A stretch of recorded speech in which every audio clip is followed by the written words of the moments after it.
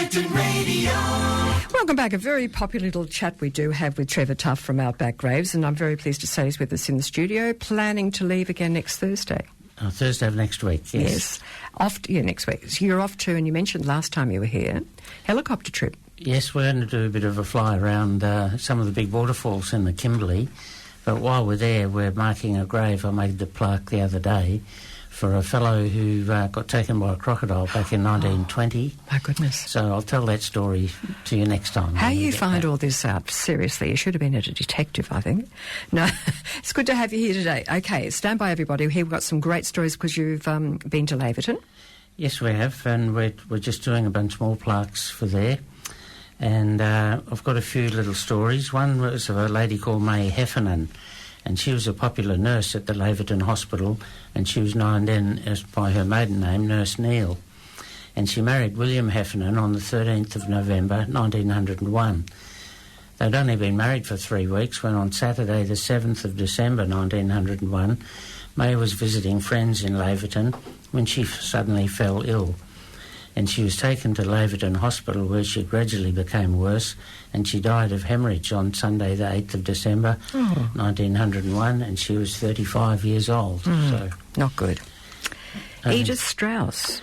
Okay, she was a 21-year-old wife of Otto Strauss, and she died at Laverton on the 24th of October 1902 from complications following childbirth.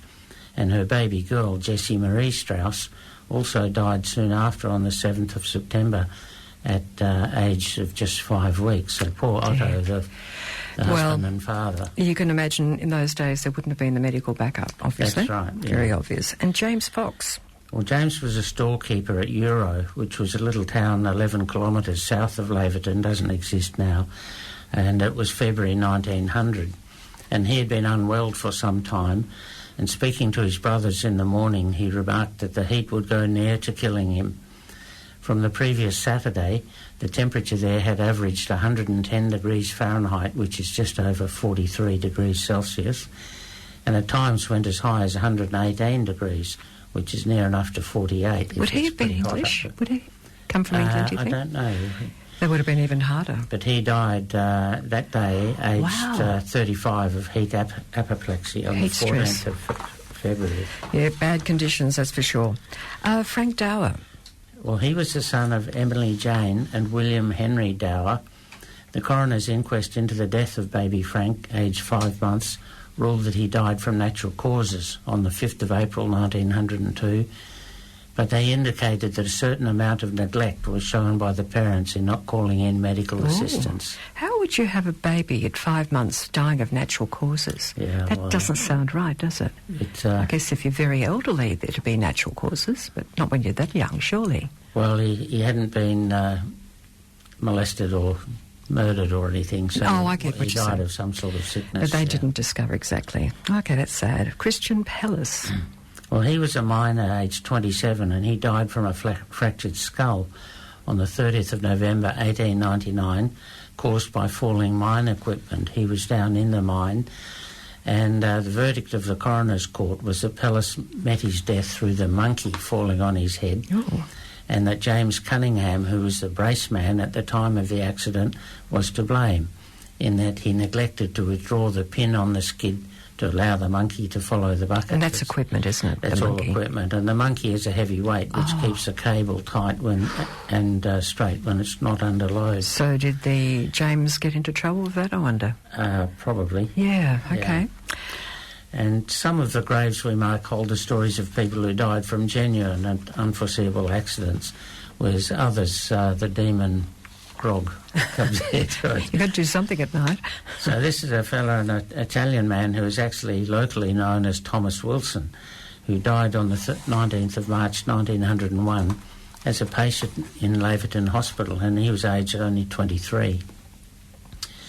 He met with a casualty by being carried on horseback amongst the branches of a tree, resulting in a superficial incised wound not more than 1 inch in length, which only necessitated the insertion of one suture. Thomas Wilson died on the 4th day after admission from cardiac failure due to pyomia, which is an infected abscess and blood poisoning. the doctor was questioned over his treatment of Wilson. Gee whiz. And that raises the issue, in fact, of aliases and false names. We don't know who this Italian fellow really was. Yeah, good point. He's buried as Thomas Wilson, but we you can't trace find any records. You'd have to know his real name to look at a birth certificate, exactly, wouldn't you? Yeah. Oh, okay. All right, so his family probably never found out what happened. Probably, yeah. And it's certainly a challenge for our researchers. I bet it. Oh, marvellous. Edward Patrick McGrath. Yes, he was a woodcutter aged 48, and he died near Laverton on the 28th of February 1902 when a mulga stick severed the main artery in his arm. That's just an absolute, straight-out, unforeseeable accident. Oh, horrible. The bush is pretty scary, let's face it. Other folk? Other folk died from misadventure due to the demon drink, and Edwin Alfred Perry was a 29-year-old miner who died on the 1st of March 1941. He had attended a party at Mr. Taylor's house in You and Me. You and Me again. Yeah. It was at You and Me. Went to the party, and he left there at 2:30 in the morning on Saturday morning, and a search party found Mr. Perry's body at the bottom of an open-cut mine just after 10 p.m. that night. That'd do it. Pitch black. I guess he wandered off in the wrong direction. That's right. And down he went. Yeah, awful. Richard Priest, aged about 44, he died on the 20th of January 1912 at Gwalior. And you've been to Gwalior recently. That's right, yeah. And having been struck by the Leonora to Gwalior tram, he was unconscious at the time. Oh, my gosh. Apparently the deceased fell asleep alongside the line and was struck by the footboard of the tram as it passed. Would he have been drinking the night before, do you reckon? Or probably. Right then, yeah. Gee, did they have pubs back then, I guess? Oh, yes. Yeah. That was the first thing that went up. Yeah. Actually, it's very true. A lot of old country towns have more than one, don't they? They do, yeah. So the witnesses told that he had told the deceased that he should have gone on to the terminus instead of getting off where he did, and he replied that he would walk over the hill. So the witness said goodnight to Priest, who commenced to walk along the tram line, and he was slightly under the influence of liquor at the time. I guess he just got tired and lay down. Yeah. And a medical officer at Gwalior said he remembered the night of the 19th incident when he received a call to the tram terminus at Gwalior and found a man named Richard Priest lying near the line. He was quite dead, and amongst other... So they had tram lines, did they? They did, to take the workers from... Not train, but tram. Tram, yeah. Oh, the workers. Because that was quite a bustling town, wasn't it? It was. Yeah. Still is. Leonor's quite busy. But Gwalior? Now. Gwalior is a ghost town now, but the mine is still going. Yeah, well, I went out there. Yeah, that's very true. Buried at Laverton are the remains of whom? George Austin. And we have his occupation as a cook and a miner. It seems he would have died during the summer of late 1903 or early 1904, and the cause of death was dehydration, and it occurred about 10 miles north of Laverton. And we have this story of him. He was born in Canada in 1865. He arrived in Fremantle in 1898. Prior to that, his name has appeared in shipping documents showing that at the age of 19, he was the third cook on the steamship City of Melbourne, travelling between Sydney and Brisbane in 1883, and from Melbourne to Sydney, arriving in Sydney on the 15th of June 1885. His wife, Harriet, was born in England in 1863, and she died in 1900, 2 years after he arrived in Fremantle. In 1902, George Austin held miners' rights to prospect in Niagara and was mining in Laverton in 1903 when he was last seen alive. An inquiry concerning the discovery of a human skeleton in the Earlston district was held at the courthouse in Laverton in the first week of September 1905. At the inquest, John Jones, a prospector, stated that up to a few months ago he was residing near the Little Doris mine in the Earlston district. About 2 years before, 3 natives had brought to his camp a chamois bag containing stones showing colours of gold, a cigar case containing a miner's right and some other paper. They said they had found it near the Cosmo Newbury. The miner's right bore the name of Austin, but he could not say for certain what the Christian name was. He thought it was George. One of the papers had been issued at Kookynie and the other at Niagara. The papers were subsequently destroyed by fire when the witnesses' camp burnt down. The natives said that they had seen a white man who was Mindic and all the time run about, crazy. He'd gone probably heat stroke. So the police would have been pretty busy. Yes. In those days. And a terrible job. Gosh, yes. And the distances they would have had to travel on horseback, I suppose. Yeah. Mm. And another prospector stated that he had been prospecting in the vicinity and he had found the remains of a bicycle and some other bits and pieces. And the doctor stated at the inquiry that he had examined some human bones brought to him by the police on the 4th of September. And those bones were much altered by exposure and had been exposed at least 18 months, probably 2 years, which fits in with the time when he was last seen alive. Mm. And the skull and bones were all part of the same skeleton and were of a male Caucasian in early middle life. So in accordance with the inquiry, in a few weeks' time, we will mark the grave in Laverton Town Cemetery containing those remains as being that of George Austin. Hmm. How were they able to establish who he was, or the evidence pointed to that fact he was that man? The skeleton was found in the right area and about the right time. No DNA testing, obviously. So they had to assume that would be the case. Yes. Mm. So he was 5'6", is that right? Yeah, 5'6", and the skull was unbroken. Yes, I'd say horrible from the natives saying that he was Mindic, which means crazy. I see. He was running around and... any wonder in the Outback. Yeah, horrible. Mm. Oh, yeah, heat stroke. Very true. The Outback doesn't do that to all of us, I think it might do sometimes. It gets to everybody, but we've got air conditioning. That's okay. You're okay.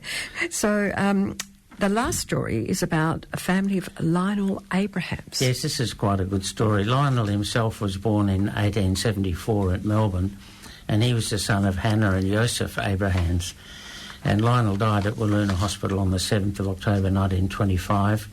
He'd been in hospital for a fortnight and suffering from gastric ulcer and gallstones and things. And while they did everything possible for him, he succumbed to the illness and he was aged 52. Still young.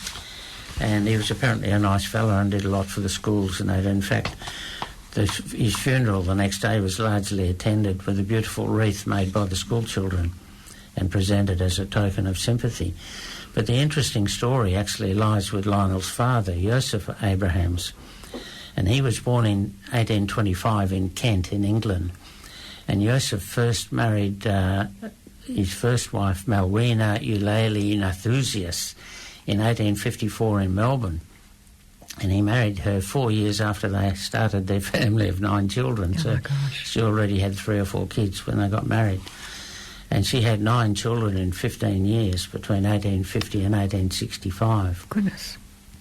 But 2 years after he married Malwina, in 1854, Joseph also married Hannah Sarah Levy on the 2nd of January 1856. What? And they had a further 11 children between 1856 and 1875. Lionel was busy. Could he get up and go to work? Of which Lionel, who had died in Wiluna, was the second youngest. Goodness. So this second poor girl had 11 kids in 19 years. That was bigamy then? He had 2 wives? Yeah, it would seem like it, yeah. I think so. So if you have a look at the birth dates of the children in each marriage, there's a definite overlap. 11 of those 20 children were born between that 9-year overlap between 1856 to 1865. 5 born to Malwina and 6 to Hannah. So Joseph was a busy man. So Joseph must have been a wealthy professional or businessman to support all those children, although we have not been able to find out his occupation. Some of the brothers and half-brothers went on to become rabbis and lawyers.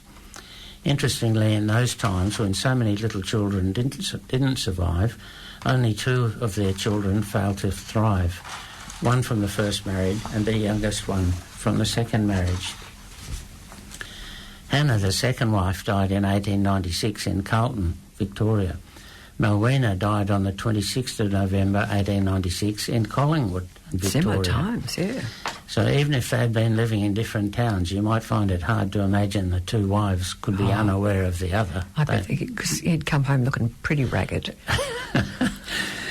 Anyway, Joseph, the sire of 20 children, outlived them both, and he died at the age of 73 on the 8th of January 1898 at Carlton in Victoria. What about descendants of someone like him? There must be lots of them around. I wonder if I should say so. I mean, would they be under that same name, do you Abraham, so I would think. Abraham, yeah. So if there are any family members out there that are wondering about their past, listening, and could be as good as Joseph was. You might have a lot more cousins than what you think. Yeah. That's the whole point about this too, once you acknowledge who they are and the history that you get from their death certificates you've mentioned before, is that the descendants have got all that knowledge that you've been able to provide them. And you have this quite often, do you? We do, yeah. We get people contacting us. It's nice. Do they contact you after you've got the information, or do they contact you to try and find the information? Both. Sometimes they find one of their relatives on our website and they contact us. Oh, on your website. Tell us what you've got there. www.outbackgraves.org. And we have a database. You can look up people by location or names. In fact, we're just spending about $40,000 building a new website. Oh, are you? In the Which will be much better, a lot easier to get around. Well, it's grown so much. It is. Like you've said, each time we've been in, people are so interested, aren't they? Yeah. More so in Australian history now than ever. I think so. Yeah, I hope so. I'm sure it's the case, because like we've said before, we weren't taught a lot of Australian history in school. We were taught more English history. Yeah. And we've missed out on it. So now you're able to share it. Well, we've marked about 2,000 graves now. That's great. And so in another 10 or 20 years, you can imagine the database that will be there. What is also going to be advantageous is the fact if people start to tour around the state more, weather permitting, they're going to see the history by reading the plaques. Oh, yes. Yeah, we get people send us messages saying, oh, wow, we saw all the graves you've done at Lake Austin or wherever, Do you know, Gary Carvold, who I used to work with, he used to come up with some great business ideas. He reckons that on a gravestone, these people couldn't speak for themselves, but you should be able to walk up, push a button, and they can tell you about themselves.